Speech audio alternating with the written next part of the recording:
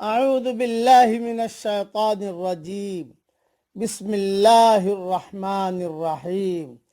سورہ زخرف کے چند آیتیں پڑھ رہا ہوں۔ آیت نمبر 36، آیت نمبر 37، آیت نمبر 38، آیت نمبر 39۔ وَمَن يَعْشُ عَن ذِكْرِ الرَّحْمَنِ نُقَيِّضْ لَهُ شَيْطَانًا فَهُوَ لَهُ قَرِينٌ۔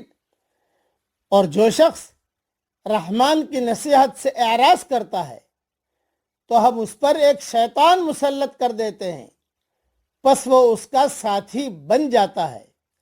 وَإِنَّهُمْ لَيَصُدُّونَهُمْ عَنِ السَّبِيلِ وَيَحْسَبُونَ أَنَّهُمْ مُهْتَدُونَ، اور وہ ان کو راہ حق سے روکتے رہتے ہیں اور یہ لوگ سمجھتے ہیں کہ وہ ہدایت پر ہیں۔ حَتَّى إِذَا جَاءَنَا قَالَ يَا لَيْتَ بَيْنِي وَبَيْنَكَ بُعْدَ الْمَشْرِقَيْنِ فَبِئْسَ الْقَرِينُ۔ یہاں تک کہ جب وہ ہمارے پاس آئے گا تو وہ کہے گا کہ کاش میرے اور تیرے درمیان مشرق اور مغرب کی دوری ہوتی، پس کیا ہی برا ساتھی تھا۔ وَلَن يَنفَعَكُمُ الْيَوْمَ إِذ ظَّلَمْتُمْ أَنَّكُمْ فِي الْعَذَابِ مُشْتَرِكُونَ، اور جب کہ تم ظلم کر چکے تو آج یہ بات تم کو کچھ بھی فائدہ نہ دے گی کہ تم عذاب میں ایک دوسرے کے شریک ہو۔ بہت اہم تشریح اس کی مختصر سن لیجیے۔ وہ شیطان اللہ کی یاد سے غافل رہنے والے کا ساتھی بن جاتا ہے۔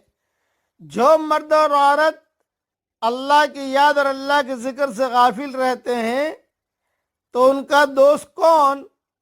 یوں کہا شیطان۔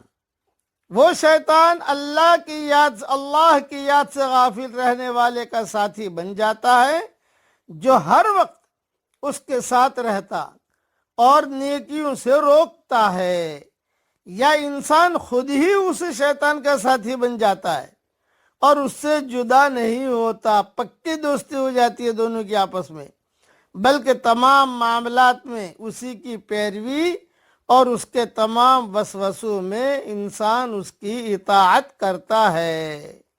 وہ شیطان ان کے حق کے راستے کے درمیان حائل ہو جاتے ہیں اور اس سے انہیں روکتے ہیں اور انہیں برابر سمجھاتے رہتے ہیں، تم حق پر ہو، تم حق پر ہو، حالانکہ نہ حق پر ہے انسان، لیکن شیطان خود مشورے دیتا ہے، تم حق پر ہو، تم حق پر ہو، حتیٰ کہ وہ واقعی اپنے بارے میں یہی گمان کرنے لگ جاتے ہیں کہ وہ حق پر ہیں، یا کافر شیطانوں کے بارے میں سمجھتے ہیں کہ یہ ٹھیک ہے اور ان کی اطاعت کرتے رہتے ہیں۔ یہ ساری تفصیل فتح القدیر میں موجود ہے۔